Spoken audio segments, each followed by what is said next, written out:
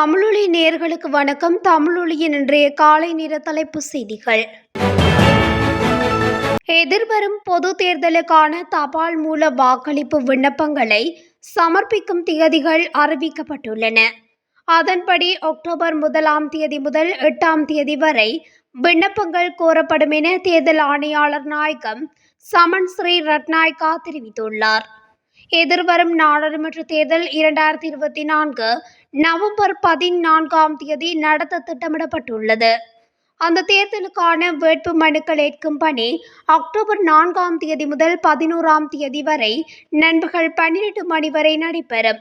அதன்படி 1,71,454 வாக்காளர்கள் நவம்பர் 14 வாக்களிக்க தகுதி பெற்றுள்ளனர்.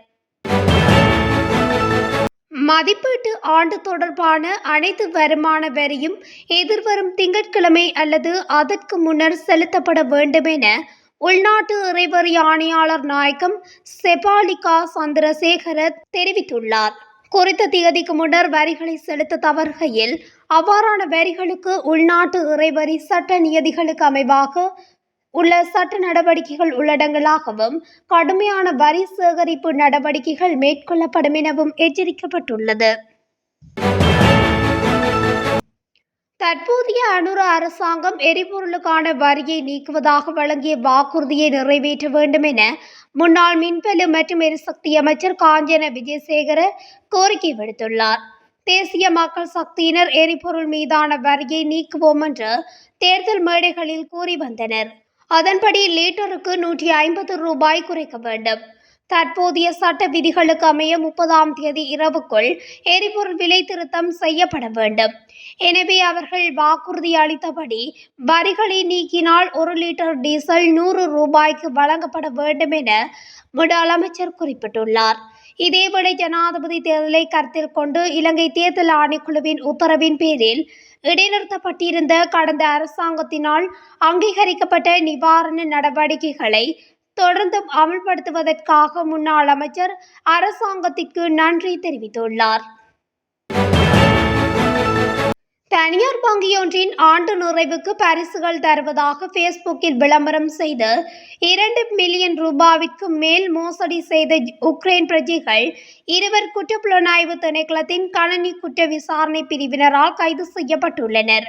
இந்நாட்டில் தனியார் வங்கியொன்றின் ஆண்டு நிறைவை முன்னிட்டு பரிசுகள் வழங்கப்படவுள்ளதாக கடந்த சில நாட்களாக பேஸ்புக்கில் விளம்பரங்கள் வெளியிடப்பட்டிருந்தன. விளம்பரத்தை பார்க்கும் நபர்களின் வங்கிக் கணக்கு தகவல் உட்பட பல தனிப்பட்ட தகவல்கள் அதில் இணைக்கப்பட வேண்டும். இவ்வாறு பிரவேசிக்கும் நபர்களின் வங்கிக் கணக்குகளில் வைப்பிலிடப்பட்ட பணத்தை ஒரு குழுவினர் கடத்தி செல்வதாக குற்றப்புலனாய்வு திணைக்களத்தின் கணனி குற்ற விசாரணை பிரிவினருக்கு ரகசிய தகவல் கிடைத்திருந்தது. இதனையடுத்து சம்பவ இடத்திற்கு விரைந்த விசாரணை அதிகாரிகள் அங்கு சென்று 2 பேரை கைது செய்தனர். கைதான இருவரும் உக்ரைன் பிரஜைகள் என்பது தெரிய வந்துள்ளது. இ-விசா கட்டணம் பாரியளவில் குறைக்கப்பட்டுள்ளதாக தெரிவிக்கப்படுகின்றது. இ-விசா வழங்கும் நடைமுறை பழைய முறையில் அமல்படுத்தப்படுகின்றது. இதன் காரணமாக இ-விசா வழங்குவதற்கு அறவீடு செய்யப்படும் கட்டணம் $1.25 குறைக்கப்பட்டுள்ளது. இதற்கு முன்னர் $25.77 அறவீடு செய்யப்பட்டமை குறிப்பிடத்தக்கது.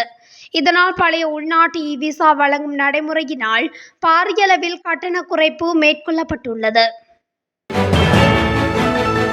ஜனாதிபதி அனுர்குமார திசாநாயக்க பொது அமைதியை பேணுவதற்காக ஆயுதப்படைகளை அழைக்கும் வர்த்தமானி அறிவித்தலை மீண்டும் வெளியிட்டமை மனித உரிமை ஆர்வலர்களின் கடும் விமர்சனத்துக்குள்ளாகியுள்ளது.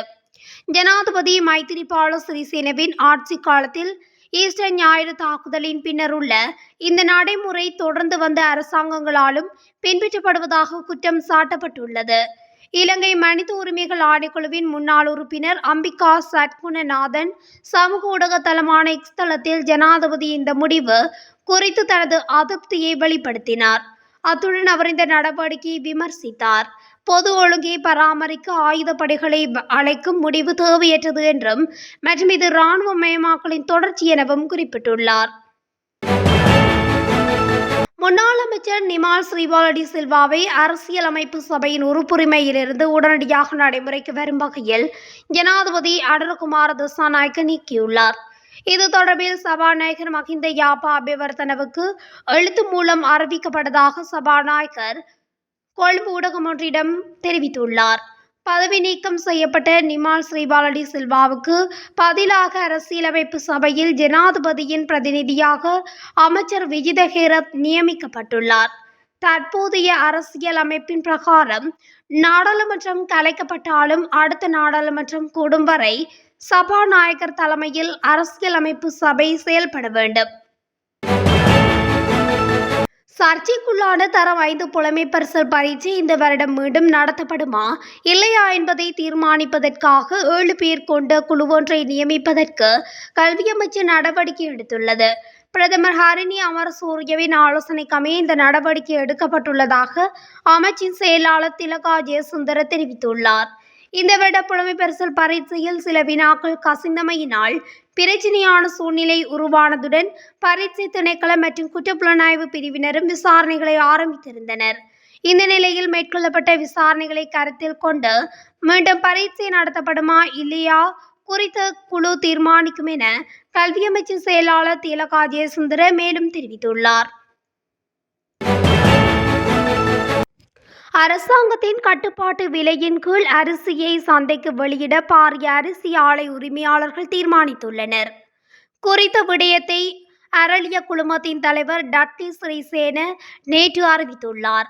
மேலும் இது குறித்து அவர் தெரிவித்ததாவது, நாட்டில் ஜனாதிபதி ஆற்றி வரும் பணிகளுக்கு ஆதரவளிக்கும் வகையில் இன்று முதல் அனைத்து அரிசி வகைகளையும் கட்டுப்பாட்டு விலையில் வர்த்தகம் செய்ய தீர்மானித்துள்ளோம். நிபுண குழும தலைவர் மற்றும் நிவரத்ன குழும தலைவர் ஆகியோரிடமும் கலந்துரையாடினேன் எனவும் அவர்களும் இதற்கு இணக்கம் தெரிவித்தனர் எனவும் குறிப்பிட்டுள்ளார். யுக்திய நடவடிக்கைகளுக்காக விசேட கடமையாற்றிய போலீசார் அனைவரையும் உடனடியாக அமுலுக்கு வரும் வகையில் கடமைகளில் இருந்து விடுவிக்குமாறு பதில் போலீஸ் மா அதிபர் பிரியந்த வீரசூரிய உத்தரவிட்டுள்ளார். அனைத்து டிஐஜிக்கள் உள்ளிட்ட பொறுப்பு வாய்ந்த அதிகாரிகளுக்கு அனுப்பிய கடிதத்தில் யுக்திய பணிகளுக்கு சிறப்பு அதிகாரிகளை ஈடுபடுத்தியதால் போலீஸ் நிலையங்கள் மற்றும் பிரிவுகளின் கடமைகள் தடைப்பட்டுள்ளதாகவும் தெரியவந்துள்ளதாக பதில் போலீஸ் மா அதிபர் குறிப்பிட்டுள்ளார். கடந்த அரசாங்கம் வாகன இறக்குமதி தடையை படிப்படியாக நீக்குவதற்கு வழிவகுத்த நிதி நிலைமைகள் அரசாங்க மாற்றத்துக்கு பின்னரும் மாறாமல் இருப்பதாக இலங்கை மத்திய வங்கியின் ஆளுநர் நந்தலால் வீரசிங்க வலியுறுத்தினார். முந்தைய அரசாங்கம் முடிவெடுத்த போது தேவையான தொழில்நுட்ப பகுப்பாய்வுகளை நடத்திய பின்னர் மத்திய வங்கி பரிந்துரைகளை வழங்கியது என அவர் குறிப்பிட்டுள்ளார். பிப்ரவரி 1, 2025க்குள் தனியார் வாகன இறக்குமதி மீதான கட்டுப்பாடுகளை முழுமையாக தளர்த்துவதற்கான திட்டங்களை முந்தைய அரசாங்கம் அறிவித்திருந்தது. நிதி நிலைமைகள் எதிர்பார்த்த பாதையில் தொடருமானால் தீர்மானத்தை தக்க வைத்துக் கொள்வது சாத்தியமாகும் என வீரசிங்க குறிப்பிட்டுள்ளார். எவ்வாறாயினும் வாகன இறக்குமதி தொடர்பான இறுதி முடிவு நிதி அமைச்சகத்துக்குடையது எனவும் குறிப்பிட்டுள்ளார். இந்த வருடத்தின் இதுவரையான காலப்பகுதியில் 39,137 பேர் டெங்கு நோயாளர்கள் அடையாளம் காணப்பட்டுள்ளனர். அதிகளவான டெங்கு நோயாளர்கள் மேல் மாகாணத்திலேயே பதிவாகியுள்ளதாக தேசிய டெங்கு கட்டுப்பாட்டு பிரிவு தெரிவித்துள்ளது. அதன்படி மேல் மாகாணத்தில் 16,463 டெங்கு நோயாளர்கள் அடையாளம் காணப்பட்டுள்ளதாகவும் அந்த பிரிவு தெரிவித்துள்ளது. அதே நேரம் டெங்கு நோயினால் இந்த வருடத்தின் இதுவரையான காலப்பகுதியில் 19 பேர் பலியாகியுள்ளதாகவும் தேசிய டெங்கு கட்டுப்பாட்டு பிரிவு தெரிவித்துள்ளது. நாட்டின் பல பகுதிகளில் இடியுடன் கூடிய மழை பெய்யக்கூடும் என வளிமண்டலவியல் திணைக்களம் எதிர்வு கூறியுள்ளது. அதன்படி மத்திய சப்ரகமுவ மற்றும் தென் மாகாணங்களிலும் களுத்துறை, காலி மற்றும் மாத்தறை ஆகிய மாவட்டங்களில் 100 மில்லிமீட்டருக்கும் அதிகளவிலான பலத்த மழை பெய்யக்கூடும் என அந்த திணைக்களம் தெரிவித்துள்ளது. இடியுடன் கூடிய மழை பெய்யும் சந்தர்ப்பங்களில் பலத்த காற்று வீசக்கூடும் என வளிமண்டலவியல் திணைக்களம் தெரிவித்துள்ளது. கொழும்பு கண்டி வீதியில் ஜக்கல நகருக்கு அருகில் விபத்து ஒன்று இடம்பெற்றுள்ளது. இந்த விபத்தில் மோட்டார் சைக்கிளில் பயணித்த நபர் ஒருவர் உயிரிழந்துள்ளதாக யக்கல போலீசார் தெரிவித்துள்ளனர். கந்தலை பகுதியைச் சேர்ந்த பிடவெலகெதரையைச் சேர்ந்த ரத்நாயக்க முதிய செலவின் மைத்துனரான கஷுன் பிரசாத் ரட்நாயக் என்ற 29 வயதுடைய இளைஞரே உயிரிழந்துள்ளார். மோட்டார் சைக்கிளில் இருந்து இறங்கிய அவர் அருகில் நின்றபோது கார் மோதியதாகவும் பின்னர் கம்பஹா வைத்தியசாலைக்கு கொண்டு செல்லும் போது உயிரிழந்துள்ளதாகவும் தெரிவிக்கப்படுகிறது. காரின் சாரதி இராணுவ அதிகாரி எனவும் அவர் கைது செய்யப்பட்டுள்ளதாகவும் போலீசார் தெரிவிக்கின்றனர். இத்துடன் தமிழொலியின் இன்றைய காலை நேர தலைப்பு செய்திகள் நிறைவடைகின்றன. தொடர்ச்சியாக இதுபோன்ற செய்திகளை அறிந்து கொள்ள தமிழொலி ஊடகத்துடன் இணைந்திருங்கள். நன்றி, வணக்கம்.